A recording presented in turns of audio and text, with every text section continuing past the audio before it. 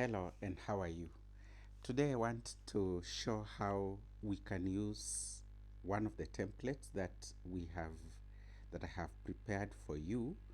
I have a template here for performance. Let me open it. It's just a simple Excel file. Uh, you will be, if you get this, you will enter the name of your institution. There is space created for that. You can enter details about your class or the group of students that you're teaching. I have done some little bit here of inserting an automatic date. You can as well remove it if you so wish. It's not protected. Then you can enter the registration numbers of the students. So all the sections that are not highlighted, uh, the uh, teacher has room to change, to adjust or change whatever they want relating to this template. So let's assume that the registration number for your school, the candidate is SE 120 or 230 1230, and the other one is SM 32345.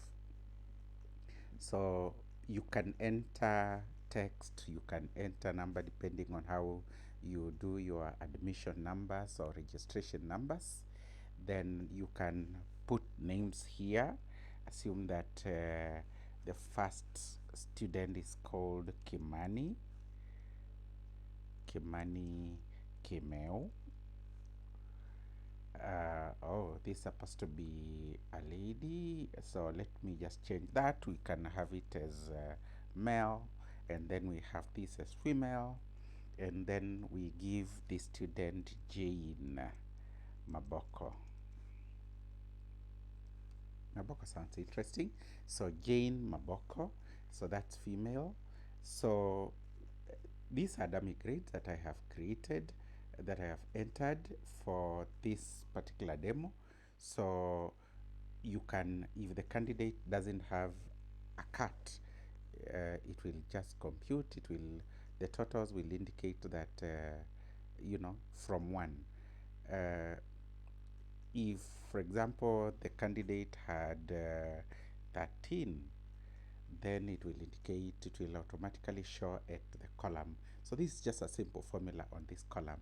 And the interesting this thing is that we have validated these cells so that given that this cut is out of 20, and you can still adjust it the way you want, if you wrongly enter 23, it will send an error and tell you that you have entered the wrong mark. It's not possible to get 23 in an exam of 20 in a cut of 20.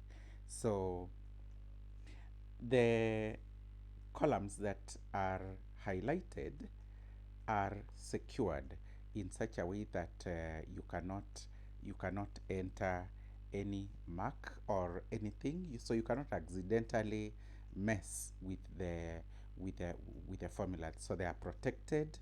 There is a column for the external examiner, what the external examiner gives, and depending on your school or college or institution, if there is an external examiner, the external examiner can also give the mark for the students that he or she examines. For example, assume that the second candidate had been given by the teacher or the lecturer 40, and the external examiner decides, no, this candidate deserves 35. So you notice that this mark is adjusted downward immediately.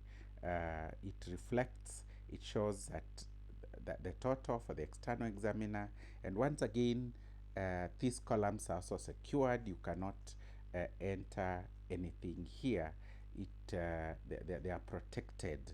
So it's not possible for somebody to mess with your records. So the grading system can also be adjusted. You notice it's a long formula, and why it's long, uh, the, the, the external examiner's grade supersedes that one of the internal examiner. So in this particular case, if, for example, here, the external examiner gives this candidate 50 out of 33, you notice that the candidate now gets 75 and it adjusts itself to an A. So that's that. Let's come to the bottom of this template. You can enter as many students as you want by expanding it downwards, but in this particular case, we have created a template for about 50 students. So you can request for a customized template which has even 500 students, 10,000 students, or whatever number of students that you have. Now, on the right hand side at the bottom, we have the grades. So you notice that the grades automatically reflect. So you can copy this.